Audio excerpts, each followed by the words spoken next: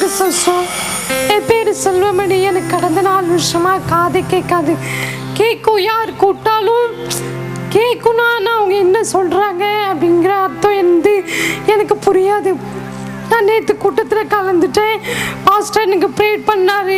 நான் அங்கே ப்ரேயர் பண்ணிட்டு இருக்கும் போதே என்னுடைய காதில் ஆணி அரைஞ்ச மாதிரி ஒயங்கின்னு ஒரு சவுண்டு உள்ளே ஏதோ இருக்கிற மாதிரியே தோணுச்சு. அதுக்கப்புறம் இங்கே ப்ரேயர் பண்ணேன். அப்புறம் இன்னைக்கு காலையில் எங்கள் அம்மா சமையல் பண்ணி கேட்டாங்க சாப்பாடு எப்படி இருக்குன்னு. நான் சொன்னேன் சூப்பராக இருக்குமா அப்படின்னு. ஏன்னா நான் ஃபஸ்ட்டு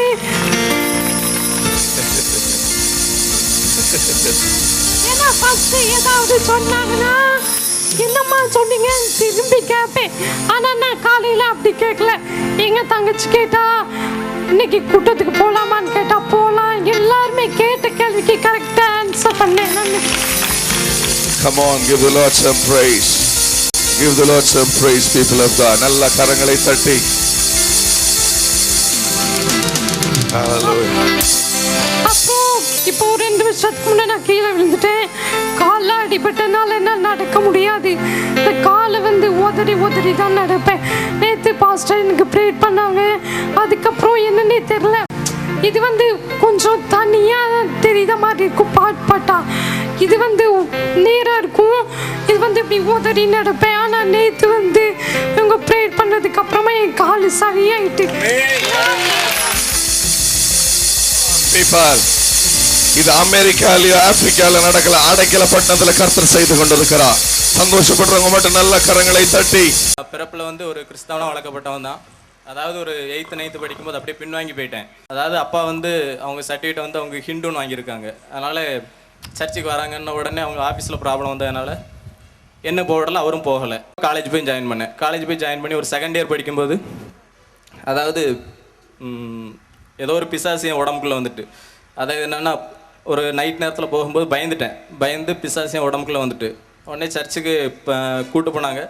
அதாவது சர்ச்சுக்குள்ளே போன உடனே வெளியே போயிடும், திரும்ப வீட்டுக்கு வந்தோடனே வந்துடும். என்ன பண்ணேன்னு தெரியல. அப்புறம் என்ன பண்ணிட்டாங்கன்னா அப்பா இது சரி வராதுன்ட்டு என்ன பண்ணிட்டாங்கன்னா ஹிந்துஸ் லைனில் போயிட்டாங்க. அதாவது விக்கிரக ஆராதனை அந்த லைனில் போயிட்டாங்க. அங்கே போய் ஒரு பூசாரிட்ட விட்டாங்க. அவர் என்னன்னா அவர் தேங்காய் வச்சு மண்டையில் அடிச்சு செய்வன பிரச்சனை அப்படின்ட்டார். செய்வன பிரச்சனை உடனே சரி இது போகணும்னா என்ன பண்ண அப்படின்ன உடனே அப்போ இவனுக்குள்ள ஒரு விக்கிரகத்தை இறக்கி விட்டுட்டார். எனக்கு ஒரு 40 நாள் மீன் கறி எதுவும் சாப்பிடாது அப்படின்ட்டாரு. சாப்பிடாத உடனே சரி ஒரு பேய் இறக்கி விட்டாரு. ஆமா, கடைசி என்ன பண்ண அந்த பிசாசுக்கு டெய்லி பூஜை பண்ணிட்டாரு. பண்ணி என்னன்னா எனக்கு அவர் பிசாசு விரட்டினது போக நான் நிறைய பேருக்கு விரட்ட ஆரம்பிச்சிட்டேன். அதாவது அதிகமான பவரை எனக்குள்ள வாங்க ஆரம்பிச்சிட்டேன். நல்ல அந்த என்னன்னா விரதம் இருந்து நல்ல அந்த குறி சொல்றது, அருள்வாக்கு என்னை மாதிரி எவனும் சொல்ல முடியாது, அப்படி சொல்ல ஆரம்பிச்சிட்டேன். ஏன்னா ஊருக்கே உபதேசம் பண்ணாலும் எனக்கு நிம்மதி இல்லை. உள்ள இருக்குதுல்ல, அப்புறம் எங்க இருந்ததுல்ல. ஆனால் அதை விரட்ட முடியல. விரட்டுறதுக்கு என்னெல்லாமோ பண்ணி பார்த்துட்டா போக மாட்டேங்குன்னா என்கிட்ட அந்த விக்ரம் லைவாக பேசி ஒவ்வொன்றா பேசி ஆனால் நிம்மதி இல்லை. எல்லாமே இருந்தது. நைட்டு போய் படுத்தா கண்ணில் தண்ணி தான் வரும். என்ன வாழ்க்கை வாழ்கிறோம், இதெல்லாம் என்ன வாழ்க்கை அப்படின்ட்டு. காலேஜ் லெக்சராக இருக்க என்னோட ஸ்டூடெண்ட் தான் ஒருத்தன் இந்த மாதிரி ஆபரம் சார்லஸ்னு ஒருத்தர் இருக்காரு, வாங்க அப்படின்னு போயிருப்பாங்க. நீங்கள் லெக்சராக இருக்கிறீங்க இப்போ? ஆமாம். அவர் என்னை விட பெரிய ஆளா அப்படின்ட்டு நான் இருந்தேன். உள்ள இருக்கிறத தான் சொல்லும். உடனே ஃபர்ஸ்ட் அவர் கோட் இருக்கு, சில மீட்டிங்கில் ஒரு கோட்டை எடுத்து ஃபயர்னு வீசுவாங்க, கிட்ட யாரும் நிற்க முடியாது. நான் சொன்னேன் கோட்டை கொஞ்சம் வாஷ் பண்ணி போட சொல்லு அப்படின்னு. இப்படிலாம் நல்ல நக்கல் பேசி ஒரு நாள் February மாதம் இவரோட மீட்டிங் கண்டக்ட் பண்ணணும் வாங்க அப்படின்ன உடனே உள்ள வீட்டிலேருந்து கிளம்போதே சொல்லிட்டு போகாத அப்படிங்க அந்த பிசாசு. போகாதன்ன உடனே எதை என்கிட்ட செய்யாதன்னு சொல்லணும், அதுதான் நான் செய்வேன். போகாதன்ன உடனே எப்படி போகாமல் இருப்பேன், நான் போவேன் அப்படின்னு. நீ போனேன்னா பார்த்துக்க அப்படின்னு சொன்னா பேசுவீங்க. ரொம்ப லைவாக பேசுவேன். பாஸ்டருங்க நிற்காங்கல்ல, இது மாதிரி பக்கத்தில் நிப்பாட்டி விட்டு நான் பக்கத்தில் நிற்கிறேன், எனக்கு மட்டும் தான் தெரியும், நான் மட்டும்தான் பேசுவேன். வெளியே தான் நிற்கிறேன். வெளியே இருந்து உள்ளே வரும்போதே போகாது அப்படின்ட்டு. உடனே அப்படியே கிட்ட நெருங்கி வர என்னை தள்ளி விடுது, பின்னால் போன்ட்டு. அப்படியே கொஞ்சம் ஸ்பீக்கர் கிட்ட வந்துட்டு இந்த ஸ்டேஜுக்கு சைடில் நின்றுக்கிட்டேன். நைலில் நிற்க என்ன அறியாமலே கைதட்ட ஆரம்பிக்கிறேன். அல்லையா ஆமீன் எல்லாம் சொல்ல ஆரம்பிக்கிறேன். எனக்கு உடனே நீ கிளம்பு அப்படிங்க. அப்போ பாஸ்டர் சொல்கிறாங்க அபிஷேகம் வேணும்னா ஸ்டேஜுக்கு வாங்க அப்படின்ட்டாங்க. என்னடா அந்த அபிஷேகம் இந்த பவரையும் வாங்கன்ட்டு போகிறேன். என்னை தடுத்துட்டு அதாவது போகாத அப்படின்ட்டு போனேன்னா பார்த்துக்கான்னு ரொம்ப பயம் கொடுத்தனால கடைசி நேரத்தில் பாஸ்டர் தலையில் லைட்டாக கை வச்சு ப்ரேயர் பண்ணிட்டு விட்டுட்டாங்க. வீட்டில் போய் ரொம்ப வேதனையாக இருந்துச்சு, என்ன பண்ணுன்னு தெரியாமல். அடுத்த நாள் ஃபுல் டே ஃபாஸ்டிங் இருந்து இங்கே நின்னேன். அபிஷேகம் வேணுன்னா மேலே மேடைக்கு வாங்க அப்படின்னாங்க. ஸ்டேஜில் இதில் தான் நின்னேன். கீழேருந்து துள்ளி குதிச்சு மேலே வந்தேன். மேலே வந்து ஸ்டேஜில் ஒரு 20 பேர் 50 பேர் இருந்தாங்க. உடனே இவர் எப்படி நம்மளை விழ வைக்க முடியும் அப்படின்ட்டு கையை கோத்து நிற்கும். இவர் எப்படி நம்மளை விழ வைக்க முடியும் அப்படின்னு சொல்லிட்டு இருக்கும்போதே விழுந்துட்டேன். ஏன் மேடைக்கு வரமாட்டேன் அப்படின்னம்னா, ஏற்கனவே என்னை விரட்டுறதுக்கு தேங்காய் போட்டு அடிச்சு 3 மணி நேரம் என்னை போட்டு அடிச்சிருக்காங்க. திரும்பவும் பாஸ்ட் இப்படி தான் பண்ணுவாங்களோ, திரும்ப போட்டு விரட்டினோம்னா பப்ளிக்கே இருக்குது. ஏன்னா ஸ்டூடெண்ட் யாரும் வந்திருக்கான், வாத்தியாரை போட்டு இந்த பாடு படுத்துறாங்களேன்னு பார்த்தா அதை விட கேவலம் வேறு ஒன்றும் இல்லைன்ட்டு அப்படியே இருந்தேன். ஆனால் ஒன்றுமே பண்ணலை. ஃபயர்னு தான் சொன்னார். கீழே விழுந்து எந்திரிச்சு நின்றுட்டு ஆனால் நான் ஒரு செகண்டில் கூப்பிட்டா வந்துடும். ரொம்பலாம் இல்லை. சிலவன் வந்து இந்த சூடத்தை பற்ற வச்சு கூப்பிட்டுக்கிட்டே இருப்பான், ரொம்ப நேரம் கழிச்சு தான் வரும். ஆனால் ஒரு செகண்டில் வந்துடும். சூடத்தை பற்ற வச்சு ஆடிடுவேன். இந்த ஊதுபத்தி இன்ஹேல் பண்ணால் ஆடிடுவேன். கொட்டை அடித்து அதுக்கு மேலே ஆடுவேன். அதாவது எந்த கோயிலில் சாமி வரலன்னா நான் போய் நின்னோம்னா நான் ஆடிக்கிட்டு இருப்பேன், அவங்களுக்கும் வரும். இந்த மாதிரி வேலையில் பார்த்தேன். எனக்கு தெரியும் என்னை விட பவராக யாருமே இல்லை அப்படின்னு நினச்சிக்கிட்டு இருந்த நேரத்தில் இந்த மீட்டிங்கில் அட்டன் பண்ணி அபிஷேகம் கொடுத்தாரு. கீழே விழுந்து எந்திரிச்சு நிற்கும். அதுக்கப்புறம் கூப்பிட்டு பார்க்க வரமாட்டுக்கு. அது வாயாலே சொல்லிட்டு இப்படியா என் ஆண்டவருக்கு மேலான ஒரு நாமம், என் இயேசுவுடைய வல்லமைக்கு மேலான ஒரு சக்தி, என் சர்வ வல்ல தேவனுக்கு மேலான ஒரு பவர் என்னையா. Come on people, come on. அதுக்கப்புறம் கூப்பிட்டு பார்க்க வரமாட்டுக்கு. 2 நாள் உட்காந்து கூப்பிட்டு பார்த்தேன், வரவே இல்லை. தொலைஞ்சது பேய், நிம்மதியாக இருக்கலாம்ட்டு. அதுக்கப்புறம் அடுத்த நாள் மீட்டிங் வந்தேன். அதே மாதிரி அபிஷேகம் திரும்ப கிடச்சி. அபிஷேகம் வர எனக்குள்ளே ஒரு பவர், அதாவது நான் உணர ஆரம்பித்தேன். அபிஷேகம் பாஸ்டர், அதாவது ஆவியானவர்கிட்ட நான் ப்ரேயர் பண்ணி கேட்கேன். ஆவியானவர் பாஸ்டர் மூலியமாக எனக்கு அபிஷேகத்தை தந்தாங்க. வீட்டுக்கு போகிறேன், எங்கள் அப்பா அதுக்கு மேலே அவர் அதுக்கப்புறம் விக்கிரகத்துக்குள்ளே அவரை வெளியே கொண்டு வரணுமே, என்ன பண்ண அப்படின்னு பார்த்தா இடுப்பில் ஒரு தாயத்தை கட்டிக்கிட்டு அவர் போகல, என்கிட்ட 6 மாதத்துல நீ வந்துடுவேன் அப்படின்ட்டாரு. அப்படின்ட்டு அவர், அதாவது நான் ஆடின கோயிலில் உள்ளவங்கலாம் எனக்கு பூஜை பண்ண ஆரம்பிச்சிட்டாங்க. பூஜை பண்ணி ஆரம்பித்து அவனை இந்த பக்கம் இழுக்கணும்ட்டு எவன்லாம் எனக்கு பூஜை பண்ணானா, ஒரு நாள் போய் முன்னாடியே போய் உட்காந்து நீ பண்ணுறதை பண்ணு அப்படின்ட்டேன். அவனும் விளக்க பற்ற வச்சு ரொம்ப நேரம் கூப்பிட்டு பார்த்தான், ஒன்றும் வரல. அதுக்கப்புறம் அவன் வாயிலே பாட்டு பாட ஆரம்பிக்கான். பிரியமானவனே உன் ஆத்மா வாழ்வது போல.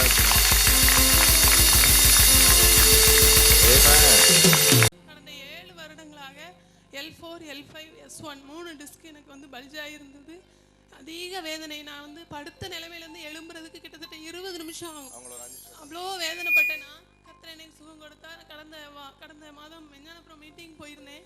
அப்போது நான் ஜெபித்து கொண்டே வந்தேன், ஆண்டவரே எப்படியாவது என்னுடைய பெல்ட்டை நான் எடுத்து போடணும் ஏசப்பா, நீங்கள் சொன்னாதான் என்னால் செய்ய முடியும், மாம்சீகத்தில் என்னால் அதை எடுத்து போட முடியாது அப்படின்னு சொல்லி ஜெபம் பண்ணிகிட்டே இருந்தேன். நான் போய் ஜெபம் பண்ணும்போது நீங்கள் எடுத்து தூரப்பட்டுருங்க சிஸ்டர், கர்த்தர் உங்களை பலப்படுத்துவார் என்று கர்த்தர் வெளிப்படுத்தினார். நான் அன்றிலிருந்து இன்று வரை பெல்ட்டே போடலை. 7 வருஷம் நல்ல கையை தட்டி. அந்த வேதனை அந்த மகளுக்கு தான் தெரியும். 7 வருஷம் பெல்ட்டை போட்டாலும் வேதனை தான். எவ்வளோ நிறைய ட்ரீட்மெண்ட்டுக்கெல்லாம் போனீங்களோ சிஸ்டர்? 150 days வந்து வீட்டிலே பெர்மனெண்ட்டாக நான் வந்து ஃபிசியோதெரப்பி திங்ஸ்லாம் சொந்தமாகவே வாங்கி வீட்டிலே போட்டிருந்தேன். எனக்கு 2 பிள்ளைங்க உண்டு. எந்திரிச்சு கூட முடியாது, படுத்தா எந்திரிக்க முடியாது, எழும்பவே முடியாது. படுத்தா அந்த வலி இருக்கும்போது எலும்பு கிட்டத்தட்ட 20 நிமிஷம் ஆகும். சரி, ஒரு நிமிஷம் நீங்கள் அப்படியே பாடுங்க சிஸ்டர், சும்மா பாடுங்க. பிசாசை வெக்கப்படுத்துவோம் பார். இப்போ நல்ல கம்பீரமா யூதராஜ சிங்க மகளா எந்திரிங்க பாப்பா இந்த இடத்துல. 1 2 3 4 நல்ல 20 நிமிஷம் ஆகுது. எவ்வளவு நேரம் ஆகுது? Come on people. 20 நிமிஷம் 20 செகண்ட் கூட இல்ல. நல்ல கைகளை தட்டி தேவனுக்கு நன்றி சொல்லுங்க பாப்போம். Come on. சர்ஜரி பண்ணலனா உங்களால ஒண்ணுமே செய்ய முடியாது. எவன் சொன்னது? அவர் சொல்றதா? என்னங்க நீங்க சந்தோஷப்பட மாட்டீங்களா நம்மள மாதிரி? சர்ஜரி பண்ணலனா உங்களால எழும்பவே முடியாதுன்றாங்களாம். எழும்பவே ஓகே, ஒருவேளை அது சயின்டிபிக் ரீதியா அப்படி உண்மையாக இருக்கலாம். ஆனா இதன் பிரகாரம் கர்த்தரால கூடாத காரியம் ஒன்றுமே இல்லை. புரிஞ்சவங்க இவங்களுக்கு மட்டும் இல்ல பாஸ்டர், எனக்கும் அப்படிதான் கர்த்தர் இருக்க போற நம்புற பிள்ளைங்க மட்டும் கையை தட்டி எனக்கு நன்றி சொல்லுங்க பாப்போம். Thank you Lord. சந்தோஷம் சிஸ்டர். இதுதான் ரிப்போர்ட்டோ? டிஸ்க் பல்ஜ் ஆனது இதெல்லாம் கொடுத்துருக்காங்க. 1.51 இருக்கணும், 0.31 தான் இருக்கு. ஓகே, அப்படியா? ஓகே, கேப் சரி 1.51 இருக்கணும். அது இப்படி ஆயிடுச்சு. இப்படி இவ்வளோ இது இருக்க வேண்டியது, இவ்வளோ அகலம் உள்ள காலியாக இருக்க வேண்டியது இப்படி அது வீங்கினதுனால இவ்வளோ, புரியுதா நான் சொல்றது? அந்த மாதிரி ஆயிடுச்சு. ஸோ ஆண்டவர் பாருங்க எவ்வளோ அற்புதமாக விடுதலை தந்திருக்காரு. நல்ல கரங்களை தட்டி தேனுங்க நன்றி. ஆக்சுவலாக ஒரு தட்டு தான் தட்டியிருப்பேன் நினைக்கிறேன். இல்லை பின்னாடி அப்படியா? அப்படியா?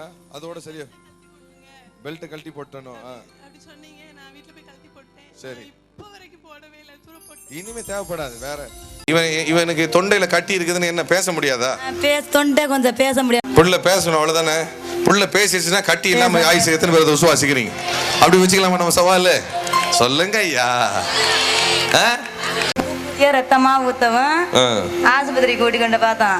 பார்க்கையில அவங்க கேன் போட்டு பார்க்க, டிவிலே போட்டு பார்க்கையில இந்த இடத்துல கொஞ்சம் சத வளர்ப்பு இருக்குதுப்பா, இந்த மூக்குல உள்ள ரத்தத்தை நிப்பாட்டிட்டு நம்ம அந்த புண்ணை ஆத்திக்கிட்டு நம்ம ஆப்ரேஷன் பண்ணிக்கலாம், நாளைக்கு சனிக்கிழமை, நாளைக்கு வந்து பண்ணிக்கலாம் நாங்களோ அப்படின்னு சொல்லி பணம் உடனே கட்டுங்க. சரி, இன்னையோட நம்ம ஆப்ரேஷன் பண்ணி அனுப்ப போறோம். என் செல்லம் கை வச்சதுன்னா ரத்தமும் வராது, கத்தியும் வைக்காது, ஒரு பைசா செலவும் கிடையாது. எத்தனை பேர் விசுவாசிக்கிறீங்க?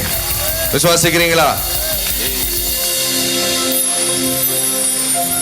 இதோட சுவாமி இப்பயே கொடுங்க இதோட மறையட்டும். இயேசுவின் நாமத்தில் மறையட்டும்.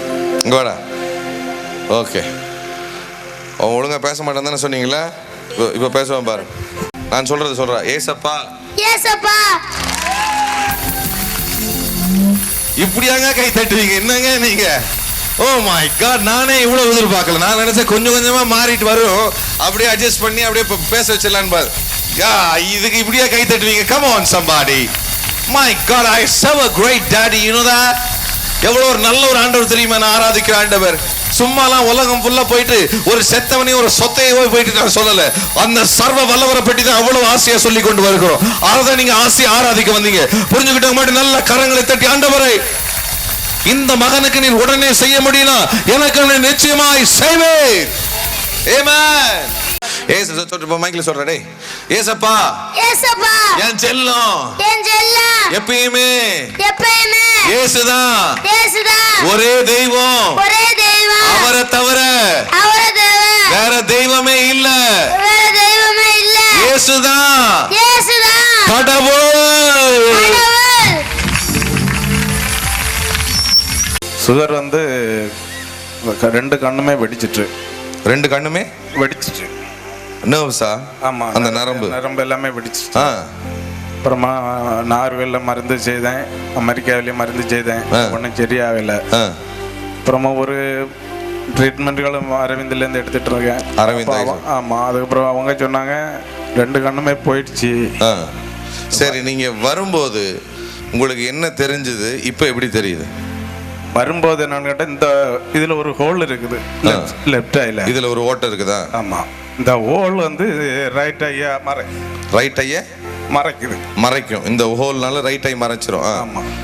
இப்போ அந்த ஆட்கள் நிற்கிறது வந்து என்னன்னு கேட்டால் ஒரு பிளாக் போல தெரியும். ஆட்கள் வர்றது போற தெரியும், ஆனால் முகம் வந்து தெரியாது முன்னாடி. சரி, நீங்கள் வரும்போது எப்படி இருந்துச்சு, இப்போ எப்படி இருக்குது உங்களுக்கு? இப்போ அந்த ஹோல் அடைஞ்ச போல இருக்கு. என்னங்க நீங்க கை தட்டு இப்படியா கை தட்டுவீங்க? நீங்க ஆண்டவர் இல்லையா? அப்படியா? ரொம்ப நம்பிக்கையா வந்தீங்களா அந்த கூட்டத்துக்கு? ஆமா. என்ன கேட்டுட்டு வந்தீங்க ஆண்டவர்கிட்ட? எனக்கு கண்ணு கிடைக்கணும், அவனுடைய பிள்ளையா வாழ்ந்து உமக்கு ஊழியம் செய்யணும், அதுதான் எனக்கு விருப்பம். அமெரிக்கா எல்லாம் போய் நிறைய சம்பாதிச்சு இழந்தேன் என் பாவத்தினால. இனி அந்த வாழ்க்கை எனக்கு வரக்கூடாதுன்னு சொல்லி கடவுள்கிட்ட வேண்டிட்டே இருந்தேன். 2 கண்ணு போய் குருடனா இருந்து ஏர்போர்ட்ல இறங்கி எனக்கு ஒய்ஃபு யாருன்னு தெரியாது அந்த நிலைமையில வந்து எனக்கு கடவுள் நிறைய காரியம் செய்தாரு. அந்த ஓட்ட அடையிலேன்ட்டு தான் ரொம்ப கவலையா இருந்தான். உன் வாழ்க்கையில் இருக்கிற ஓட்டையும் என் ஆண்டவருடைய வார்த்தை வந்து நிச்சயமா இன்றிலிருந்து அடைக்க போகிறது. எத்தனை பேர் விசுவாசிக்கிறீங்க?